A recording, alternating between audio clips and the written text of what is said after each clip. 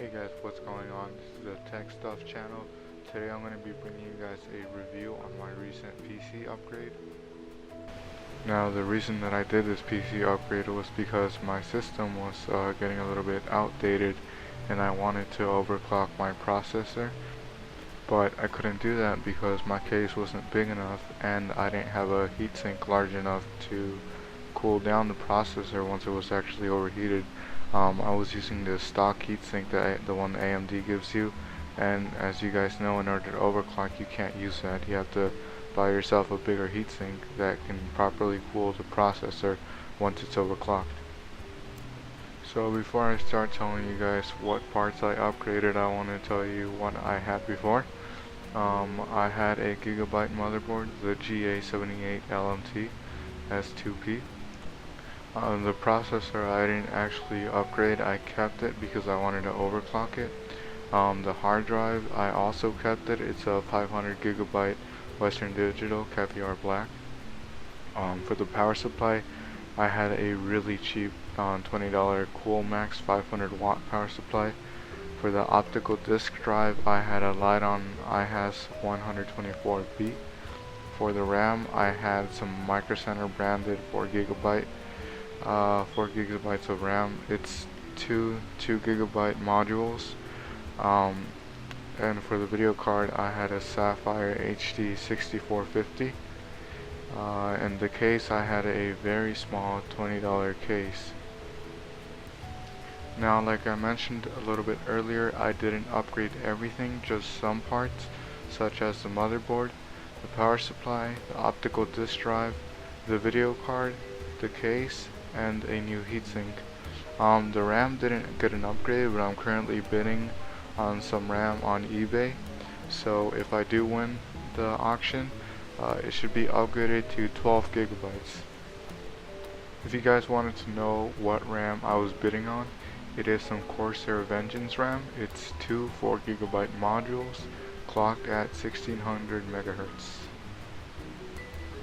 Now the processor that you're seeing in the video, like I said, I didn't upgrade it, but I overclocked it with the motherboard using the OC Genie tool, and I overclocked it to 3.6 gigahertz.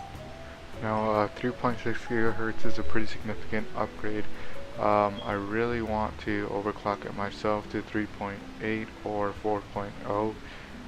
Not using that overclock Genie tool, although it is a really nice tool if you don't know how to overclock, because it does it for you.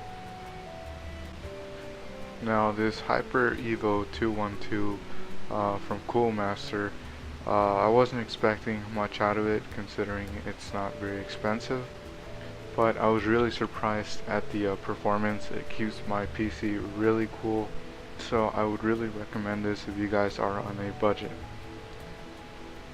Now this is the motherboard I got. It's the MSI 978G43. I got this motherboard, well, not for free because I had warranty on my other one, but I got it for 55 bucks nonetheless. The original price, I believe, is $70 if you guys want to get it new. This motherboard has some really nice features like the UEFI BIOS. It also has OC Genie, so you can one-click overclock. I tried it myself and it got me to 3.6 gigahertz. This motherboard supports socket type AM3 Plus. It supports up to 32 gigabytes of RAM. It has onboard audio. It's 8-channel. It doesn't have onboard video, so you guys are going to have to get your own dedicated video card. It is Windows 8 and Windows 7 ready. It also supports SATA 6 gigabit. It has two USB 3.0 ports in the back. One of the downfalls I found with this board is that it does not support PCI Express 3.0. It uses the PCI Express 2.0. This is a Xigmatek ASGARD 381 mid-tower ATX case. I got this case in white. They also have it in orange and black. The only color that changes is the 4 front mesh grills.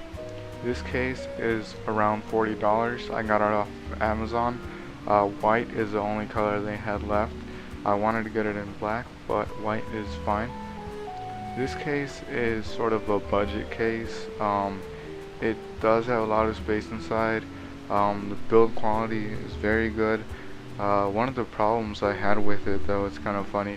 The microphone, where you plug in the microphone in the front, you think you would plug in your microphone, but you actually plug in your headphones, so they misprinted where you plug in your headphones and the microphone. Other than that, it's a very nice case. Like I said, very sturdy and tons of space inside. I didn't show box videos of the graphics card, the power supply, or the optical disk drive because the boxes are somewhere in the attic, but I will show pictures of them in the slideshow. A couple of things I wanted to mention was how the case had these holes for cable management, but they didn't have the rubber grommets around them, so you can still see the cables once you push them through. It's not a big deal, it's just a small thing. Now this is the front of the case. This is the part I was talking about. This is the only place where the color changes. Other than that, the case is black. I wanted to mention that this EVGA badge right here doesn't come with the case. I actually put that on myself. It came with the graphics card. Underneath that badge it actually says Xigmatek instead of EVGA. I know I just showed video of the boxes of the things that I upgraded, so here are some pictures of the finished product. I hope you guys enjoyed this review of my upgrade. Hopefully I can win the auction on eBay and have a really nice gaming PC. I forgot to mention, one of the main reasons that this whole upgrade happened was because I wanted to start PC gaming now that the new consoles are going to start coming out. I don't feel it's worth getting a console when you can build yourself a better PC for the same price, or a little bit more. Either way, I really wanted to switch over to PC so I can do gaming on that instead of console. I had console for a really long time, but I just wanted to make this change. As always guys, if you enjoyed this video, make sure to leave a like. If you have any questions about my build or anything about this video, make sure to leave it in the comment section. And don't forget to subscribe.